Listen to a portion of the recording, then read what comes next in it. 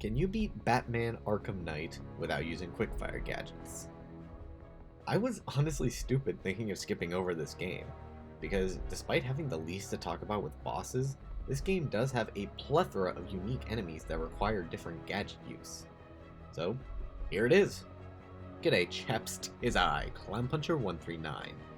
This will be a pretty different video than the last two quickfire challenges. This is because the challenge of this game isn't about certain points in the story, rather something you'll find out pretty soon. So instead of just going through the entire game, occasionally explaining why certain combat sections were hard, I'm going to do something stupid. I'm going to complete the game. Kinda.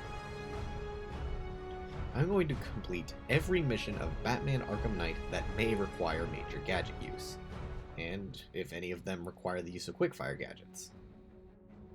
So, for this challenge, I must complete City of Fear, The Line of Duty, The Perfect Crime, Own the Roads, Occupy Gotham, Heir to the Cowl, Gunrunner, Two-Faced Bandit, and Lamb to the Slaughter. All the rest either don't require gadget use or are Riddler. And I really don't want to do Arkham Knight Riddler when my computer always wants to explode. So, let's get started! Batman Arkham Knight is by far the least interesting of the games when it comes to no quickfire. On the surface. There is not a single point in this game where you're required to quickfire a gadget. Not one. There is no point where you're stuck and need to quickfire a set of batarangs to hit some switches, and there are no bosses that even require gadget use to begin with. This game is nearly as bare bones as Asylum when it comes to quickfire gadgets, hence why I originally wasn't going to do it. In fact, the only reason that this game got this challenge is because of enemy variety. Certain enemies require the use of quickfire gadgets before Batman can hit them. This is the one and only instance of quickfire gadgets in the entire game.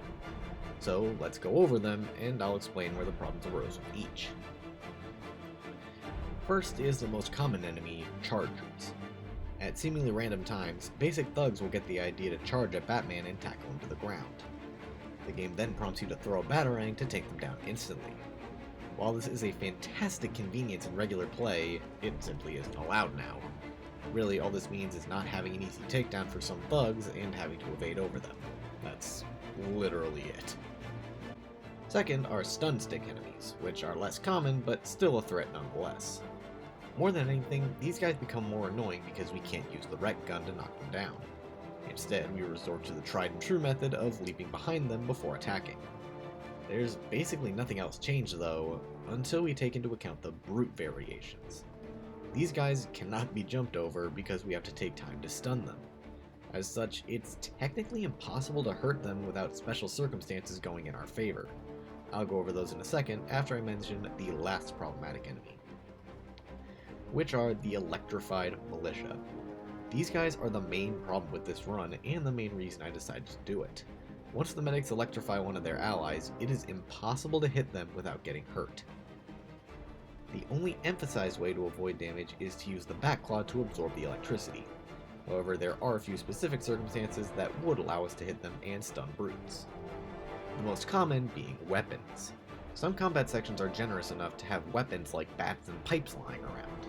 If we can pick one of these up, we're able to hit the enemies like nothing happened. However, these enemy types are only present in the militia, and those guys don't tend to carry those types of weapons very often. So we usually have to find a different way to hurt them. For the stun brutes, we could also get lucky and have environmental hazards like lights and fuse boxes to take them down without actually touching them. Again though, these are relatively rare and not guaranteed, so we really can't rely on them all the time. For the electrified guys, we can always just take a hit and remove the electricity that way. However, that only works if you have a lot of health and the medic is already down. If the medic is still up, he'll just recharge his buddy for another slug at you, which leaves the most consistent strategy for dealing with these guys, leaving them for last. If you can survive long enough and leave these specific enemies for last, you can lose your combo, select the required gadget, and remove their buffs for free. And yes, you do need to lose your combo, because otherwise you'll quickfire a batarang while trying to aim. It happened multiple times, and I am not happy about it. And that's it. That is literally the long and short of the challenge of this game. There is literally nothing else of note in this entire challenge. I thought Origins was short and boring, and here I am with Night. At least Origins had a boss. That said, I really don't want my footage to go to waste, so I'll go through each of the missions and try to explain areas of difficulty. And of course, I'll upload all the side mission footage since those won't be as taxing on my computer. Well, let's go back to the no-glide days and talk about the least problematic mission first. Somewhat unexpected by me, the least troubling mission to complete was Gunrunner. There are no enemies in these encounters requiring our gadgets, so all the encounters were incredibly easy. Honestly, there's nothing to say here because these missions were so ridiculously easy, even the ones without Nightwing. And going to rescue him isn't much harder. Next, let's look at the line of duty, which also had basically no problems to speak of. The same thing applies from Gunrunner, that being no enemies that require our gadgets. However, there are more encounters with a large number of enemies at times, so they were a little bit harder than Gunrunner. And very similarly is the Perfect Crime, which also requires no use of gadgets, though it could be seen as a little bit harder thanks to needing takedowns to finish off the Dolatrons. And just as similar again is Lamb to the Slaughter, which still didn't require gadgets, though had a very large number of enemies, making me wish I could use them. Approaching the middle of the road, we finally have Two-Faced Bandit, and the only reason it's here is because it's Predator sections. Predator sections are only worth talking about because of their tedious nature. I ended up using a lot of gadgets in those sections, so I ended up taking a lot of time to switch them up rather than quick-firing. This is only really noticeable at night because of the menu you have to use to switch. If we were back to earlier games with the simple D-pad switch, this would be a lot less tedious and faster. Aside from that, there's still nothing to talk about. These levels are still incredibly easy and barely worth talking about. Now let's start actually talking about difficulty as we reach Heir to the Cowl. Don't get me wrong, these missions are still incredibly easy, but at least they gave me some semblance of challenge. And said challenge was on the third trial specifically, because this trial has a medic that electrocutes one of the members. And that's it. All I had to do was save him for last, since I can't get hit in these missions, lose my combo, and then use the backclaw to remove the electricity and defeat him. That's literally it for the mission. All of the trials have no enemies with quickfire gimmicks and are incredibly easy to take down. And the last three of note are the militia missions: Occupy Gotham, Own the Roads, and City of Fear. Let's start with the side missions, the Watchtowers and Roadblocks. Only a few of these provided any semblance of challenge, and they can still be boiled down to just the electric enemies. A few had some medics that would shock guys, a few had some stun brutes, one or two probably had both of them, but this is literally the only challenge any of these provided, and a good majority of them didn't even provide it in the first place. Finally, let's talk about the main campaign, City of Fear. As expected by this point, pretty much the entire thing was easy sailing, and only a couple of encounters had enemies worth talking about. As you'd expect, it was just the enemies I've already gone over. They might have appeared once or twice throughout the main story, but they were so insignificant that I can barely recall them at all. Literally the only noteworthy challenge this game provided was the final battle at the GCPD. And admittedly, it was a pretty good one. This section throws every enemy type at you at once, with very little room for error.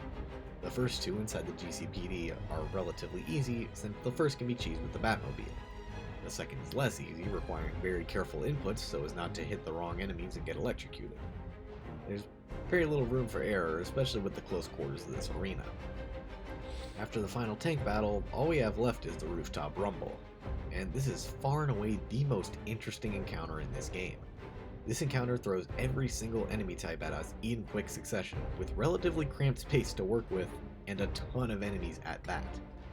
There are multiple medics that will simultaneously revive enemies and shock others.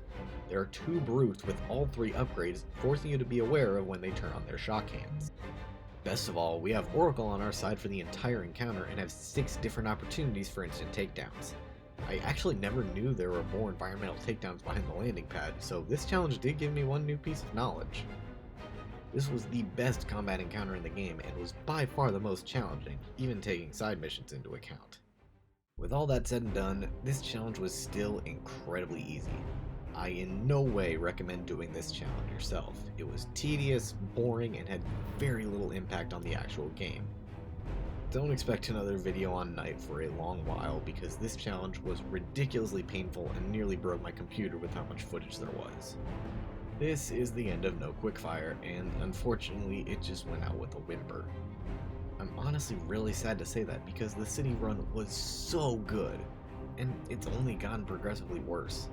Origins was middle of the road, slightly saved by having Firefly, and Asylum was basically just my first playthrough brought back from the depths of my memory banks. And then Night was the same as the Node Wide run. Long, boring, and incredibly uninteresting for 99% of the journey. If you have any other challenge recommendations, feel free to leave them in the comments below. I'm always open to new challenges. And if you somehow enjoyed this mediocre end to No-Quickfire, consider liking the video, subscribing, or sharing it with your fellow Arkham nerds. It helps out a lot. Thanks for watching, and I'll see you later, chaps.